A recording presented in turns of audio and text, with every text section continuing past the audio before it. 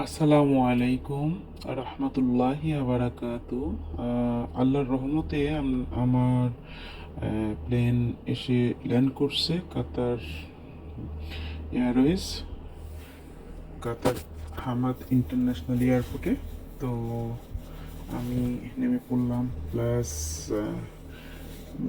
প্লেনটা একটু দূরে ল্যান্ড করাতে বাসে বাসে করে আমাদের আবার একটু দূর যেতে হবে। তো এই বাসে নিয়ে তারপরে আমরা এই যে যাচ্ছি, এই যে বাসের ডোর ক্লোজ করে দিল, চলে আসলাম এখন কাতার এয়ারপোর্টের ইমিগ্রেশন করতে হবে। ইমিগ্রেশন বেশি ভিড় নাই, কিন্তু সিরিয়াল ধরতে হবে। তারপরেও এখানে একদম সিরিয়াল ছাড়া কোনো কিছুই করা যাবে না।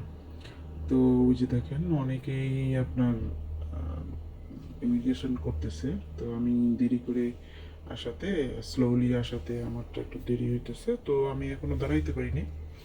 তো এই যে যাচ্ছি এখন, এই যে এখানে আমার ইমিগ্রেশন কমপ্লিট করে তারপরে বের হব।